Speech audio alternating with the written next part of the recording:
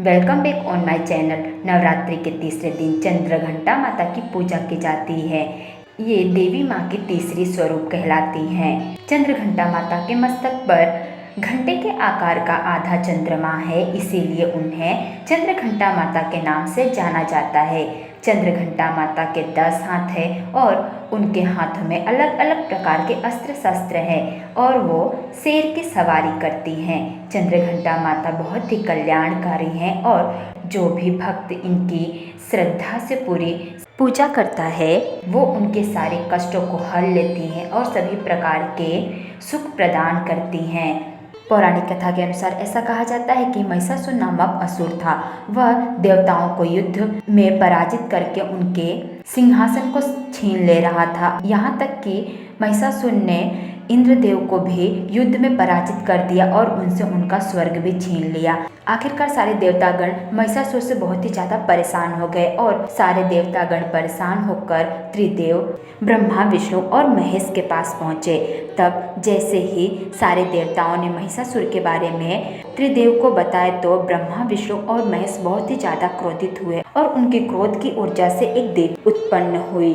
इस देवी को शंकर भगवान ने त्रिशूल, विष्णु जी ने चक्र और सूर्यदेव ने तेज तथा शेर प्रदान किए। इस प्रकार से कई देवताओं ने कई अस्त्र शस्त्र इस देवी को प्रदान किए और उसके पश्चात यह देवी महिषासुर से युद्ध करने के लिए तैयार हो गई और देवी चंद्रघंटा ने युद्ध करना प्रारंभ कर दिया। देवी चंद्रघंटा ने युद्ध में महिषासुर के सारे असुर राक्षसों को कुछ ही क्षणों में मार गिराया। उसके पश्चात महिषासुर से युद्ध करने लगी और महिषासुर को भी देवी चंद्रघंटा ने युद्ध में मार गिराया। इस प्रकार से महिषासुर का अंत हो गया। इस प्रकार से कहा जाता है कि देवी चंद्रघंटा ने महिषासुर का अंत किया और साथ ही देवताओं की रक्षा की।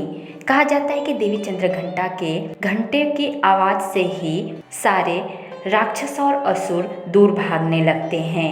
कहा जाता है कि देवी चंद्रघंटा को दूध बहुत पसंद है, इसलिए देवी को दूध से बनी हुई चीज़ों का भोग लगाना चाहिए, जैसे कि केसर की खीर, दूध से बनी मिठाई या फिर पेड़े का भोग लगाना चाहिए। और साथ ही देवी को सफ़ेद कमल या पीले गुलाब की माला अर्पित करनी चाहिए। देवी के सामने तेल या घी का दीपक जलाना चाहिए और साथ ही दुर्गा चालीसा, दुर्गा स्तुति या दुर्गा सप्तमी का पाठ करना चाहिए। इस प्रकार से नवरात्रि के तीसरे दिन देवी माँ अपने तीसरे स्वरूप चंद्रघंटा माँ के रूप में लोगों को दर्शन देती हैं और साथ ही अपना आशीर्वाद भी लोगों को देती हैं।